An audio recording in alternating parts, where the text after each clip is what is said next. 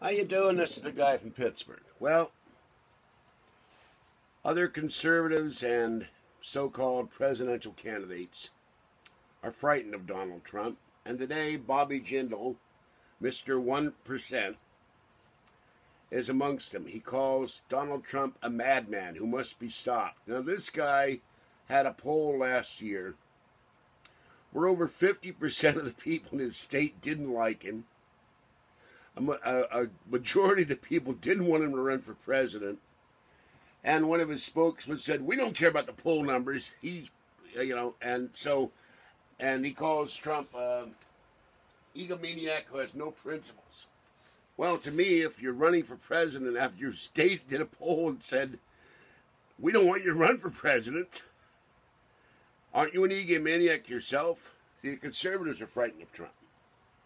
The RINOs are frightened of Trump. They can't buy him. They can't blackmail him. They can't get him to do what they would want him to do. Last night, Trump was speaking on the decks of the battleship Iowa. And CNN parrot-like kept saying, "Oh, he was going to make specifics. He was going to make specifics, give us specific ideas of what he wanted to do. And we'll cut back, but we're not seeing any specifics." They're frightened to death of Donald Trump. He's going to go in there, clean house, and kick ass and take names. And one of the great comments was not by Donald Trump or Bobby Jindal, my girlfriend, when she heard Rush Limbaugh this morning say that Trump said that a squirrel could have negotiated the Iran nuclear deal better. And my girlfriend said the squirrel will be cuter too. So I thought that was funny. But they can't stand Trump because they can't pin him down. They can't do business as usual. We have a Republican, not conservative Speaker of the House. We have a not conservative majority leader in the Senate. Do they go after Obama? No. The news story today, they're going to go after, Boehner's going to go after conservatives who seek to overthrow him from his speakership in September.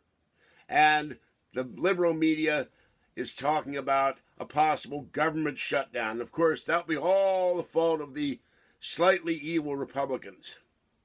So, guys who have 1% instead of Trump's 28%, speak up, tell us they're conservative, and do nothing. So, and they're complaining that Trump gives few details on his military buildup. The man is doing what I do. He says there's something wrong, let's fix it. And he's not in the White House yet. He doesn't know what it takes to dig out an entrenched bureaucracy. It's like taking out a tree stump or a weed. You have to take out all the roots or the damn thing grows back. And, you get a big Dodge truck. I saw that on YouTube. And the truck rocked back and forth. And they finally, with a chain, pulled this stump out. This gigantic stump. And that's what you got to do to the entrenched people in our government that are dug in with their roots of, politics as always. And you got to dig them out and then put poison on the stumps that doesn't grow back. And that's what Trump wants to do. He said, we're a laughing stock in the world. Nobody has a respect for us because we let everybody get away with murder. He says India gets away with murder, China gets away with murder, and they do murder their own people. Japan, our trade deficit is less than China or India or Mexico. And now Ford wants to take a transmission plant and motor plant. Do they want to keep it in America and give us American jobs? Hell no! Where are they going to move it to? Mexico! So, so much for Ford and its loyalty to the people that made it a viable country. A few years ago, Ford was on the ropes. And Americans and other people bought Fords and kept the company afloat. And they say, you know, thank you, America, for buying our cars, but we're going to ship our jobs to Mexico. Screw you. I say, screw Ford. And we've had Fords over the years, and every one of them had wiring problems. They were crap. We had one car that was good, and even that had problems, and that was a Cougar. I wouldn't buy a Ford if you paid me.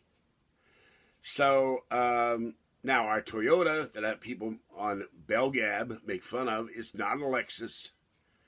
We had the air conditioning fixed next to the struts. That's expensive, about $800. I can't figure out the difference between struts and shocks, but apparently they do the same thing.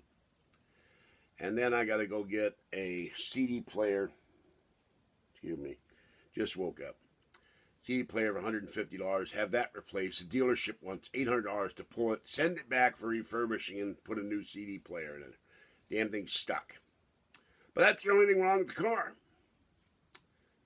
9-year-old Toyota runs great. It's got a lot of mileage on it, but it runs fine. But all the Fords, we had one Ford Falcon. We drove it for 2 days, and I had to start it with a pair of pliers, much like my first car, the Javelin. I didn't know about solenoids back then. I know now. Placed the solenoid, it started fine, but it eventually died. We paid $300 for it. So I'd never buy a Ford. Oh, I forgot. We had another Ford my dad drove across country. That was a quality car because it was a Lincoln. You paid a lot of money back in 50 years ago for Lincoln. But they're afraid of Trump. Now, they're talking tonight about Trump.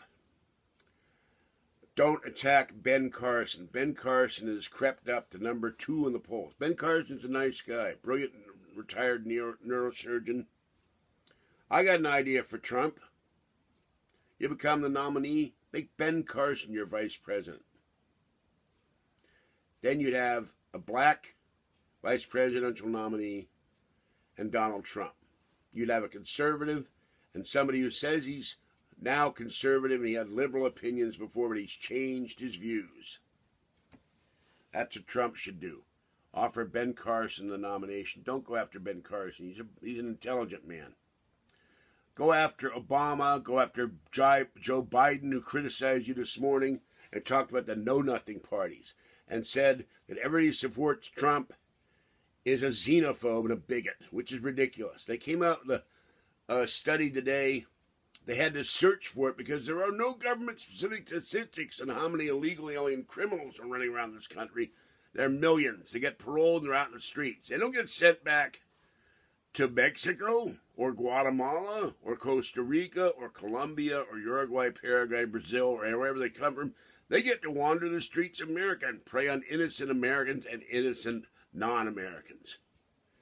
And this is why Donald Trump is being listened to by the people that can't take it anymore, because he's telling the truth. He's told the truth about rapists. He's told the truth about murderers.